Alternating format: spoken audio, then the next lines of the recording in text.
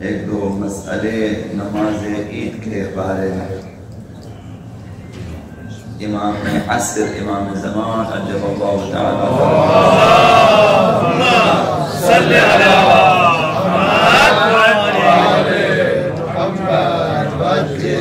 زمانہ حضور میں اگر امام غائب نہ ہو، حاضر ہو کوئی بھی امام، تو زمانہ حضور امام میں دونوں نمازیں واجب ہیں۔ نماز عیدین واجب ہیں، عید الفطر کی نماز بھی واجب ہے اور عید اضحیٰ کی نماز بھی واجب ہے۔ لیکن زمانہ غیبت امام علیہ السلام نے جو کہ یہ وقت ہے، یہ دور، یہ زمانہ غیبت کا زمانہ ہے، اس زمانے میں یہ دونوں نمازیں مستحب ہیں، واجب نہیں ہے۔ واجب نہیں ہے یعنی آپ نہ پڑھیں، آپ چھوڑ دیں، گناہ نہیں ہے، پڑھیں تو ثواب عظیم ہے۔ حضرت آیت اللہ مکارم شیرازی، حضرت آیت اللہ سیستانی، ان دونوں کا فتویٰ ہے کہ یہ دو نمازیں، نماز عیدین، یہ باجماعت بھی آپ بجا لا سکتے ہیں اور فرادہ بھی بجا لا سکتے ہیں۔ آپ گھر میں اکیلا آپ خود بھی اس نماز کو پڑھ سکتے ہیں اور باجماعت بھی آپ پڑھ سکتے ہیں۔ تو جماعت میں وہی شرائط ہیں جو عام نمازوں میں امام جماعت کے لیے شرائط، وہی شرائط ہیں۔ حد اقل عالم جو ہیں عادل ہونا چاہیے کہ گناہ نہ کرتا ہو، گناہ صغیرہ بے تکرار نہ کرتا ہو، واجبات نہ چھوڑنے والا ہو، کسی گناہ کا گناہ جو ہے ارتکاب نہ کرنے، عادل ہو، نماز صحیح پڑھا سکتا ہو، احکام نماز سے جو ہے کم و بیش آشنا ہو، اس طرح کی شرائط درکار ہے۔ تو باجماعت بھی پڑھ سکتے ہیں، فرادہ بھی آپ گھر میں پڑھ سکتے ہیں۔ روز عید جب سورج نکل آئے تو تھوڑا سا سورج اوپر آ جائے، بس آپ گھر میں جانماز بچھائیں، نیت کریں کہ میں عید الفطر کی 2 رکعت نماز بجا لاتا ہوں، مستحب قربتاً اللہ، اس نیت سے بجا لا سکتے ہیں۔ تو فرادہ بھی آپ پڑھ سکتے ہیں، باجماعت۔ نماز عیدین کا جو وقت ہے وہ عید کا دن طلوع آفتاب سے لے کر ظہر تک ہے، ظہر کے بعد اس کا وقت ختم ہے۔ طلوع آفتاب سے جب سورج نکل آئے اس کا وقت شروع ہو جاتا ہے اور ظہر تک اس کا وقت جاری رہتا ہے، نماز عیدین کا وقت جاری رہتا ہے۔ تو اسی دوران آپ پڑھ سکتے ہیں۔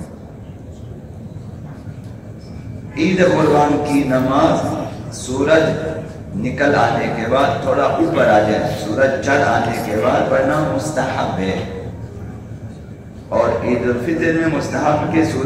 جب سورج تھوڑا سا اوپر آ جائے تو پہلے افطار کیا جائے۔ عید کا دن ہے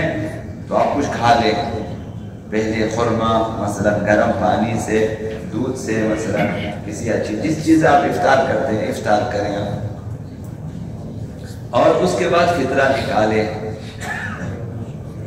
افطار کیا، مثلا ناشتہ کیا آپ نے، پھر اس کے بعد آپ گھر میں جتنے افراد ہیں ان کی آپ حساب کر کے فطرہ نکالیں۔ مثلا اس وقت شاید 300 روپے کا اعلان ہوا ہے تو آپ 300 روپے کا اعلان جو ہے وہ حساب کریں، کہ پیسے نکالیں، پھر اس کے بعد آپ نے عید کی نماز کے لیے جائیں۔ اگر فقیر تک پہنچا سکے تو اچھی بات ہے، نہ پہنچا سکے اس کو علیحدہ رکھیں یا کسی کو دینا دے دیں، پھر آپ عید کی نماز کے لیے جائیں، یا گھر میں پڑھنا چاہے تو آپ گھر میں نماز پڑھیں عید کی نماز۔ تو پہلے افطار، اس کے بعد فطرہ، اس کے بعد نماز عید کے لیے جانا چاہیے، اس ترتیب سے عید فطر کے دن۔ یہ نماز 2 رکعتی ہے، 2 رکعتی نماز ہے۔ پہلی رکعت میں سورہ الحمد کی تلاوت ہوتی ہے، اگر آپ مثلا فرادہ بھی پڑھنا چاہیں، اور سورہ کے بعد جب سورہ حمد پڑھ لیا آپ نے، دوسرا سورہ آپ نے پڑھ لیا، مثلا سورہ والضحیٰ، سورہ الم نشر، مثلا کچھ بھی، یا کوئی بھی سورہ، سورہ سبح اسم ربک الاعلی، یا کوئی بھی سورہ آپ نے پڑھا کہ مکمل سورہ ہو، اس کے بعد 5 تکبیریں کہنا چاہیے۔ یہ حضرت آیت اللہ مکارم کا فتویٰ ہے۔ ہر تکبیر کے 5 تکبیریں کہیں گے، ایک تکبیر، پھر اس کے بعد ایک قنوت، پھر ایک تکبیر، پھر ایک قنوت، پھر ایک تکبیر، پھر ایک قنوت۔ 5 تکبیریں پہلی رکعت میں، 5 قنوت آپ پڑھیں گے، پھر آپ رکوع میں جائیں گے اور سجدے میں جائیں گے، دونوں سجدے انجام دینے کے بعد بحول اللہ آپ کھڑے ہو جائیں گے دوسری رکعت کے لیے، سورہ حمد پڑھیں گے، دوسرا سورہ آپ پڑھیں گے، مثلا سورہ کوثر آپ نے پڑھ لیا، مثلا کوئی بھی سورہ قل ہو اللہ آپ نے پڑھ لیا، پھر اس کے بعد 4 تکبیریں پڑھنی ہیں، ہر تکبیر کے بعد ایک قنوت پڑھنا ہے، ہر تکبیر کے بعد ایک قنوت پڑھنا ہے، ایک تکبیر پڑھ لیا اللہ اکبر، ایک قنوت پڑھ لیا، کوئی بھی قنوت جو آپ کو یاد ہو آپ پڑھ سکتے ہیں، ربنا آتنا مثلا، ضروری نہیں ہے کہ وہی قنوت پڑھے جو نماز عید میں مثلا ہم لوگ اجتماعی طور پہ پڑھتے ہیں، اگر وہ یاد ہو تو ٹھیک ہو، اگر یاد نہ ہو تو اپنا کوئی قنوت پڑھے، 1000 قنوت ہمارے پاس، دعائیں جو بھی دعا آپ کو یاد ہے قنوت کے طور پہ آپ پڑھ سکتے ہیں، کلمات فرج لا الہ الا اللہ الحلیم الکریم وہ بھی آپ پڑھ سکتے ہیں، ربنا آتنا ربنا لا تؤاخذنا ربنا، اس طرح سے۔ تو پہلی رکعت میں 5 تکبیریں 5 قنوت، دوسری رکعت میں 4 تکبیریں 4 قنوت، حضرت اللہ مکارم شیرازی والوں کے لیے، پھر اس کے بعد رکوع سجود تشہد سلام، یہ نماز ختم، فرادہ پڑھنے کی صورت میں خطبہ بھی نہیں ہے، یہی نماز پڑھیں گے ختم۔ حضرت آیت اللہ سیستانی کے جتنے مقلدین ہیں انہوں نے آخری تکبیر کو نہیں پڑھنی ہے،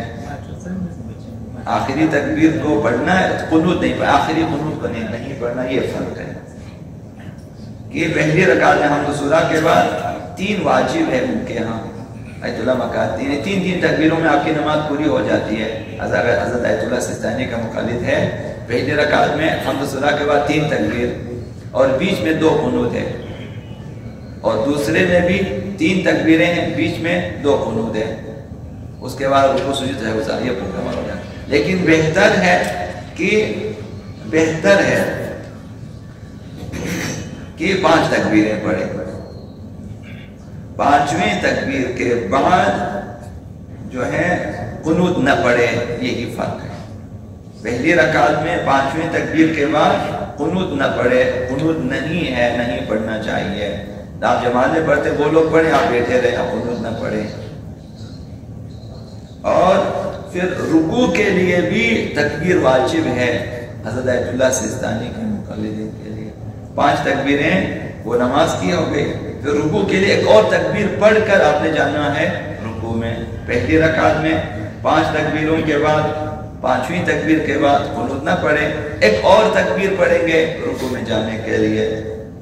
اور دوسری رکعت میں 4 تکبیریں پڑھیں گے، اور بیچ میں 3 قنوت ہوں گے، چوتھی تکبیر کے بعد قنوت نہ پڑھیں،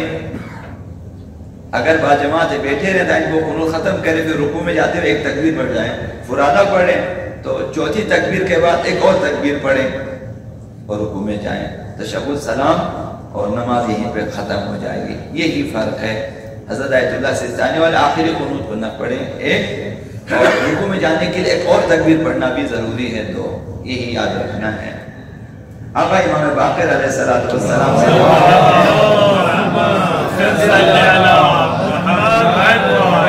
انہوں نے فرمایا کہ پیغمبر اسلام نے فرمایا، آقا باقر علیہ السلام پیغمبر اسلام نے فرمایا کہ اذا کان اول یوم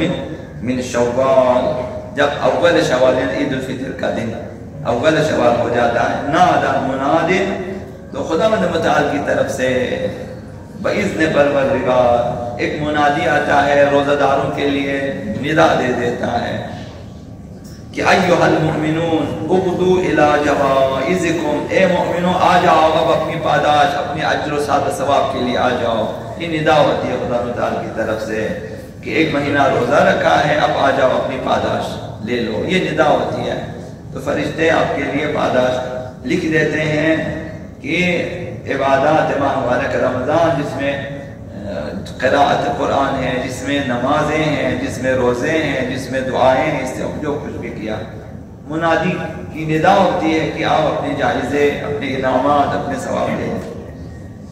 تو امام نے فرمایا اس کے بعد، یہ پیغمبر صاحب نے فرمایا اس کے بعد واقعہ رسول نے فرمایا کہ یا جابر جوائز اللہ لیست کا جوائز ہؤلاء الملوک، یہ جو بادشاہان دنیا حاکمان دنیا جائز انعامات دیتے، اس طرح کے انعامات نہیں ہوتے خدا و تعالی کے پاس، کہ کہ کسی کو کچھ ڈالر دے، کسی کو کچھ زمینیں دے، کسی کو کچھ باغات دے، کسی کو کچھ دے، ایسے نہیں ہوتے۔ فرمایا کہ وَيَوْمُ الْجَوَائِزِ، یہ عید الفطر کا دن عظیم انعامات کا دن ہوتا ہے۔ اور فرمایا اما والذی نفسی بیدہ، قسم ہے اس پروردگار کی جس کے قبضے میں میری جان ہے، ما ہی بجائزۃ الدنانیر ولا الدراہم، یہ درہم دینار نہیں دیتے خدا متعال، یعنی اس قدر خدا متعال ان سے بالاتر و بالاتر و بالاتر جوائز دے دیتے ہیں کہ ہم تصور بھی نہیں کر سکتے۔ تو اگرچہ بیچ میں خداوند متعال درہم دینار بھی دے، ممکن ہے کہ روزے کی وجہ سے، ممکن ہے کہ رزق و روزی میں بھی اضافہ انشاءاللہ ہو جاتا ہے، لیکن وہ جو اصل جوائز ہے، انعامات ہے، پاداش ہے، وہ ان چیزوں سے بالاتر ہے۔ خداوند متعال مثلا قرآن مجید میں فرماتا ہے کہ وَرِضْوَانٌ مِّنَ اللَّهِ اکبر، جنت کے ذکر کے بعد، نعمتوں کے ذکر کے بعد خداوند فرماتا ہے سب سے بڑی چیز رضایت پروردگار ہے، کہ خداوند متعال کہے راضیۃ مرضیہ۔ قرآن مجید میں آیا کہ یہ مقام رضایت، کہ راضیۃ مرضیہ ہے کہ بندہ خدا سے راضی ہو، کسی چیز پہ بندے کو اعتراض نہ ہو، خداوند متعال کے کسی چیز پہ نہ تکوین میں اعتراض ہو، نہ تدبین میں اعتراض ہو۔ تکوین میں کہ مجھے ایسا کیوں بنایا، اسے ایسا کیوں بنایا، یہ تکوین میں بھی اعتراض نہ کرے، خدا اسے چونٹی کیوں بنایا، اسے نبی کیوں بنایا، اسے کالا کیوں بنایا، اسے گورا کیوں بنایا، تکوین میں اعتراض نہ کرے، راضی ہونا چاہیے۔ خدا یا جیسا بنایا بس ٹھیک ہے، تو راضی میں بھی راضی ہے، مقام رضایت ہے۔ اور تدوین و تشریع میں بھی جو ہے بندہ اعتراض نہ کرے، خدا یہ روزہ کیوں فرض کیا، یہ نماز کیوں فرض کیا ہے، یہ مثلا نکاح کیا ہے، تو یہ مثلا اعتراض نہ کرے۔ یہ مقام راضیت مرضیہ ہے۔ ایسے مقامات پہ پہنچ جاتے ہیں دنیا میں، اگر اس مقام پہ پہنچیں کہ بندہ خدا سے راضی ہو، اگر ہم تکوین و تدوین میں اعتراض نہ رکھتے ہوں، پھر خدا بندے سے راضی ہو جاتا ہے۔ تو پھر بندہ راضی ہے، بندہ جب راضی، خدا اختیارات دے دیتا ہے کہ خدا بندے سے خود پوچھے بتا تیری رضا کیا ہے، یہی ہے کہ خداوند پھر پوچھ لیتا کیا چاہیے تمہیں۔ مثلا